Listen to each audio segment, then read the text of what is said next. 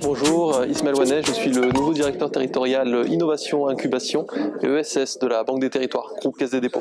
Qu'est-ce que vous faites aujourd'hui sur ces rencontres de la finance verte? Qu'est-ce que vous attendez de cet événement? Bien écoutez, j'attends de cet événement la rencontre d'acteurs qui contribuent pleinement et activement au sujet de la finance verte, au sujet de la transition écologique, énergétique, au sujet de la solidarité.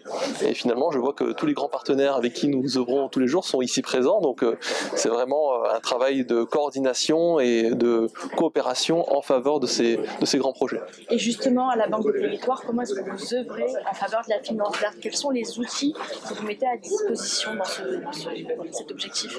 Bien écoutez, les outils sont de plusieurs ordres. Si on doit prendre un peu de recul, la Banque des Territoires est comprise au sein du groupe Caisse des Dépôts. Le groupe Caisse des Dépôts, c'est un grand pôle financier public au sein duquel évolue La Poste, le groupe La Poste, BPI France, Transdev, et qui chacun à leur échelle contribue au sujet de transition écologique.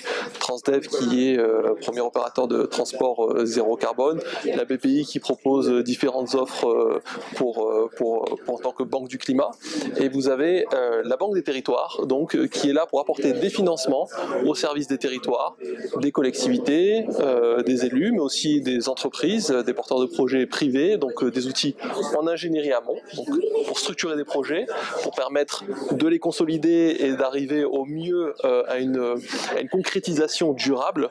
Et nous avons ensuite une batterie d'outils de financement, que ce soit en dette, en prêt, mais également en investissement, en fonds propres, au capital, aux côtés d'associés. C'est-à-dire, vous avez un exemple particulier, un outil qui sort du lot, peut-être qui est le plus emblématique de tout ce que vous proposez? Ben écoutez, on a des outils qui sont très variés et qui sont récents et modernes, hein. Donc je dirais, si je pourrais citer un outil récent que nous déployons, le prêt subordonné, c'est un outil que nous pouvons utiliser par exemple sur des tiers-lieux. Nous avons financé par exemple le Tiers Lab des transitions, le LICA, qui a été inauguré récemment à Marseille, au Chute-la-Vie, et donc qui contribue à coordonner ces acteurs publics et privés dans le sens des transitions écologiques et solidaires. C'est important la coordination acteurs publics-privés dans la transition environnementale, dans la finance verte.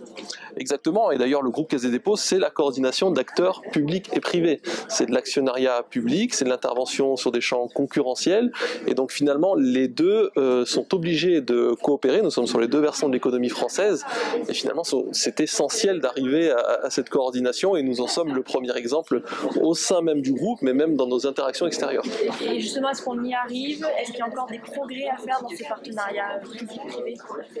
Bien sûr, il y a toujours des progrès à faire. Par exemple, on le citait ce matin, hein, on a plusieurs façons de voir les choses, qui soient à moitié plein ou à moitié vide. Aujourd'hui, tous regrettent finalement que les financements en faveur de la transition écologique ne sont pas suffisants, mais si on regarde 10-20 ans auparavant, ils étaient proches de zéro. Donc finalement, les choses avancent.